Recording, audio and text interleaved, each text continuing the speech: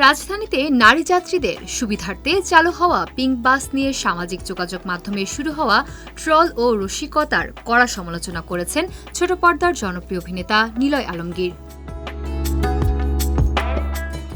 নাটকে নিজের অনবদ্য অভিনয় ও কমেডি ঘরানার কাজের মাধ্যমে দীর্ঘদিন ধরে দর্শক হৃদয়ে জায়গা করে নেওয়া এই অভিনেতা এবার বাস্তব জীবনের এক সামাজিক ইস্যুতে সোচ্চার হলেন। তবে পিঙ্ক বাস নিয়ে যারা অনলাইনে ঠাট্টা মজা করছেন তাদের সরাসরি অশিক্ষিত ও নিম্ন শ্রেণীর মানসিকতার মানুষ বলে আখ্যা দিয়েছেন নিলয়।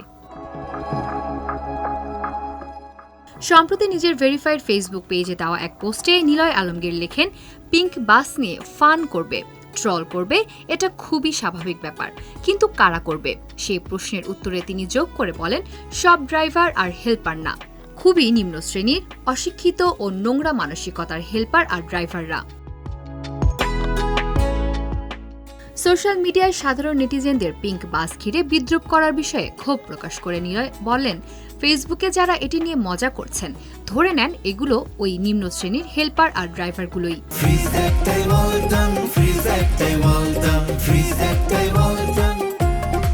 ইদানিং একের পর এক একক নাটক নিয়ে ব্যস্ত সময় পার করছেন নিলয়। তবে পর্দার হাসির খোরাক জোগালেও নারীদের জন্য নেওয়া এমন একটি ইতিবাচক উদ্যোগ নিয়ে ট্রল করার প্রতিবাদে তার এই তীব্র শব্দচয়ন নেটিজেনদের মাঝে নেতিবাচক আলোচনা জন্ম দিয়েছে। আবার অনেকেই তার এমন শক্ত অবস্থানের জন্য তাকে সাধুবাদ জানাচ্ছেন। অভিনেতার এই মন্তব্য ঘিরে বর্তমানে সামাজিক যোগাযোগ মাধ্যমে ব্যাপক চর্চা ও তর্ক বিতর্ক চলছে।